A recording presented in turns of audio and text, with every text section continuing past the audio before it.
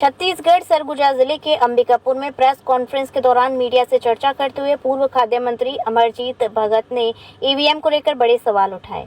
जम्मू कश्मीर और हरियाणा चुनाव के रिजल्ट के बाद कई राजनीतिक पार्टियां खुशी मना रही हैं तो कई आरोप भी लगा रही हैं। इसी कड़ी में प्रदेश के पूर्व मंत्री अमरजीत भगत ने कहा कि ईवीएम मशीन इस समय अविश्वसनीय हो गई है और निर्वाचन आयोग की भूमिका संदिग्ध हो गई है, जिसको लेकर प्रत्याशियों ने भी चुनाव आयोग में शिकायत की है।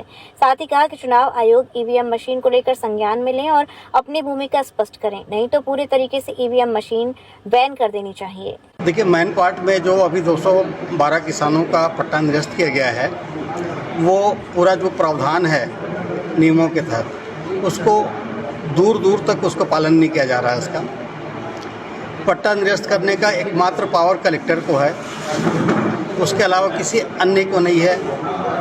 इस मामले में एक भी फाइल कलेक्टर तक नहीं आई है। तहसीलदार ही पूरा निपटारा कर रहा है, जो कि प्रारंभ से शून्य है।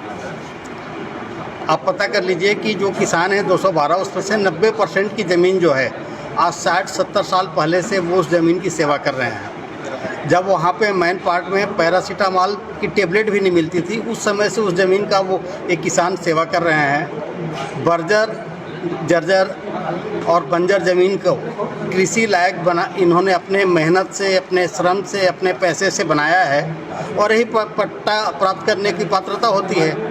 उस पात्रता के तहत इन लोग को पट्टा मिला था। अगर उसमें कोई पट्टा मिलने में कोई तकनीकी त्रुटि है, गलत किया गया है, अगर कोई त्रुटि है तो विभाग की त्रुटि है, किसानों की त्रुटि नहीं है। वो तो बेचारा 70 साल पहले उस बारे में जानते भी नहीं थे। कैंप लगा के अधिकारियों के द्वारा पट्टा दिया गया है किसानों को, उसको सजो के रखे हुए थे, उस आधार पर रिकॉर्ड दुरुस्त हुआ है। अब उसको एक झटके में बगैर सुनवाई का अवसर दिए निरस्त करना, ये तो घोर पीड़ादायक है सभी के लिए।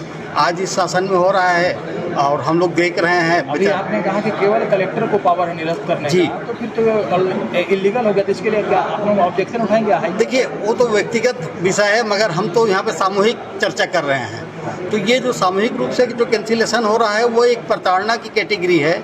ये केवल अनलीगल ही नहीं है, एक क्रूरता है, हमारा ये कहना है, और एक क्रूरता बंद होना चाहिए। इसको लेके जो किसान है, जो आवेदन है, वो हाई कोर्ट तक जा सकते हैं, मतलब ये है ना? वो तो जो जिसकी जैसे सामर्थ्य है वो करेंगे ही, मगर हम एक सामूहिक बात यहाँ पे माननीय पूर्व मंत्री के माध्यम से रख रहे हैं कि ऐसी भूमि जो कि बंजर भूमि थी, जिसको बहुत ही मेहनत से किसान वहाँ का कृषि योग्य बनाया है, जिसकी वो सेवा कर रहा है। जब आज 30 साल पहले मैन पार्ट पहुँचना मुश्किल था।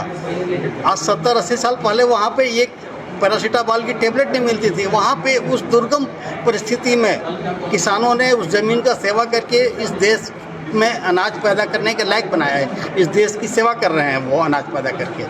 उनके साथ ये जो कार्रवाई हो रहा है वो घोर निंदनीय है और क्रूरतापूर्वक है, ये हमारा कहना है।